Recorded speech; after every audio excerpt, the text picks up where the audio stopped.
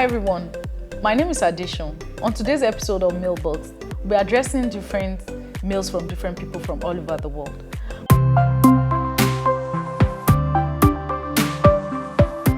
My first mail today is from Kemisola from Lagos. Kemisola said, tension after I told my mom her brother raped me. There has been tension and awkwardness between my mother and I ever since I told her last year that her brother raped me when I was 16. She's behaving like it was my fault because of how exposed and streetwise I was while growing up. How do I handle this? So Kemisola, on issues like this, your mother actually needs to heal. It's even quite interesting that you have healed already, because the issue we are not addressing here is you being traumatized, because that would have been a bit worrisome. But since it's your mother that you have an issue with now, things that we tell people about healing is that you give people time. So you can't really give them that timeline on when to heal or when to stop healing. For a mother, there's no how you would hear an information like that and you won't feel bad. So just allow her, give her time, and also pray for her too, because it's a period. I'm glad, I'm happy with the fact that you are not even the one that has been traumatized, because that would have been another bigger issue. So let's thank God that the issue is from the only challenge you have is handling your mother. So allow her to heal, and I'm sure over time she would understand that the situation was out of your control. And I pray as you do that, God will help you and give you the strength to carry on.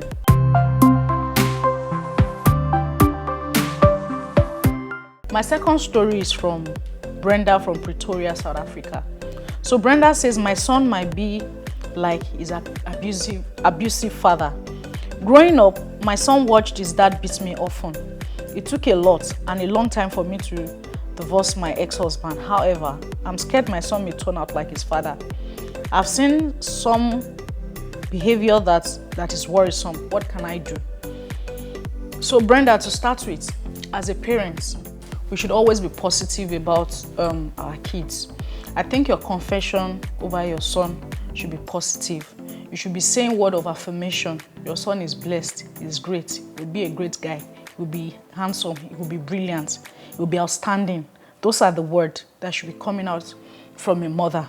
The fact that there's a history with your son seeing your husband beat you, your ex-husband beat you, doesn't mean he's going to turn up like that.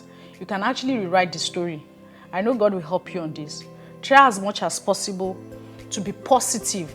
Say words of affirmation that would enrich your son's life than you thinking, because sometimes the things we attract happens and it comes to stay.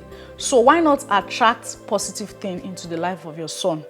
Yes, it's possible that the boy has seen a lot. I'm sure he doesn't want to grow up to be a man like that. There's nobody that would want to be like that. And if you've seen any character that is worrisome, speak to him, and most importantly, speak to God in the place of prayer that your son should be a good guy. And I pray as you do that, God will help you. Brenda, I hope I've been able to answer your question.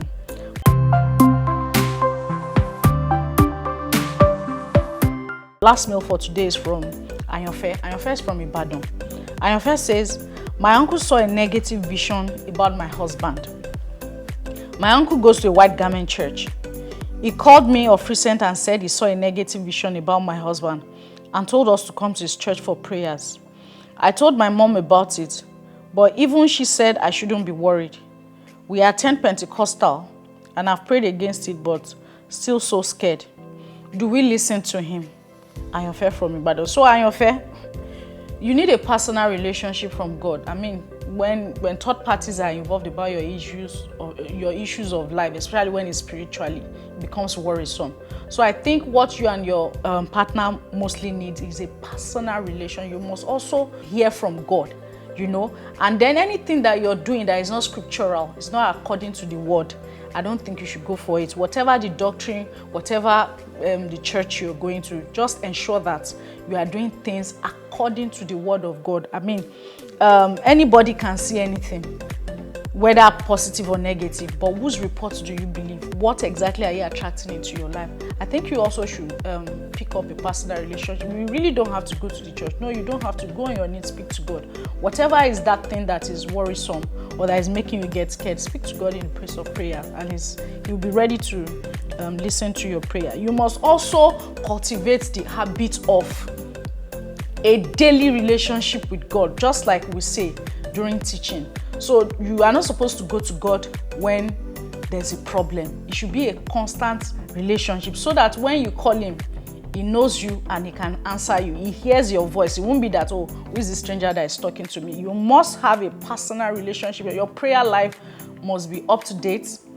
Your meditation life must be on point, such that when in fact, some of these issues will have been resolved or settled way before the issue coming up. And I pray as you do that, God will help you.